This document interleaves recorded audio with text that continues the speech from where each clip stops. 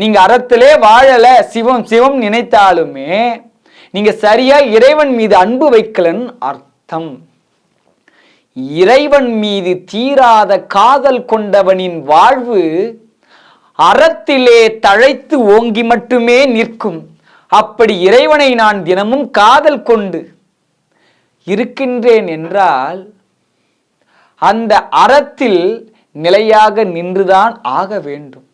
இல்லை என்றால் அவன் மீது காதல் கொள்ள முடியாது. சரி, நான் காதல்லாம் இறைவன் மேல சொல்றேன், ஆனா அறத்துல நான் என்னால் நிலையா நிற்க முடியல, வழி மாறுதே. முழுமையான காதல் அப்ப அது இல்லைன்னு அர்த்தம்.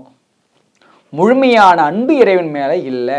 அந்த அன்பு என்ன பண்ணும்னா அந்த அன்புதான் உன்னை அறத்துல கொண்டு வந்து சேர்க்கும்.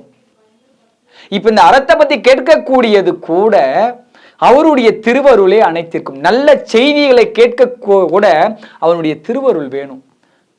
அதற்கு நாம் ஒத்துழைக்கணும். மெயின் நம்மளும் ஒத்துழைக்கணும். இறைவன் திருவருள் 50%னா 50% நாமும் தான். எல்லாமே இறைவனே கிடையாது.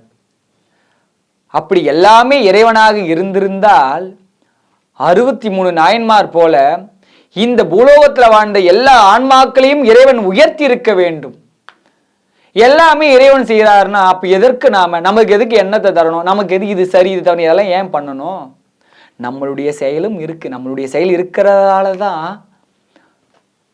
தீமையான எண்ணங்கள் நல்ல எண்ணங்கள் ரெண்டா இருக்கு. நான் நல்லது பண்ணதுக்கு நான் அனுபவிக்கிறேன், தீமை பண்ணதுக்கு அதுக்கும் நான் அனுபவிக்கிறேன். எல்லாமே இறைவன் செய்ததா இருந்தா நான் எதுக்கு அனுபவிக்கிறேன்? எல்லாமே நல்லபடியா இருந்திருக்குல்ல. அப்ப நம்மளுடைய முயற்சிகளும் கண்டிப்பா இருக்கு.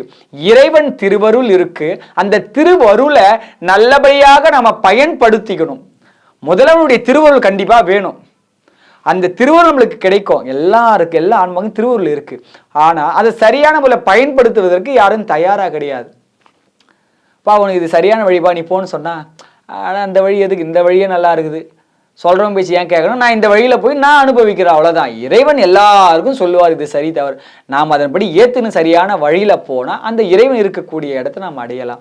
சரி, இப்ப இந்த அறத்துக்கு வருவோம். இந்த அறமானது நீங்க தழைத்து ஓங்கணும், அறத்துல நிலையா நிற்கணும் இப்படின்னு மனதுல ஆழமா நினைக்கக்கூடியவர்கள் அடுத்தது சிவத்தோடு இணைய வேண்டும், சிவனோடு இரண்டரை கலக்க வேண்டும், அவரை பார்க்கணும், அவரோட அப்படியே ஆனந்தத்துல தழைக்கணும், இறைவன் நினைப்பே முழுமை அடையணும். இதுக்கெல்லாம் நீங்க போகணும்னு உங்களுக்குள்ள எண்ணம் இருந்தா இந்த அறத்துல நம்ம தழைக்கணும். அப்ப அறத்துல தழைக்கணும்னா அந்த புதன்கிழமை கிரிவலம் உங்களுக்கு எப்படி உதவி பண்ணுதுன்னா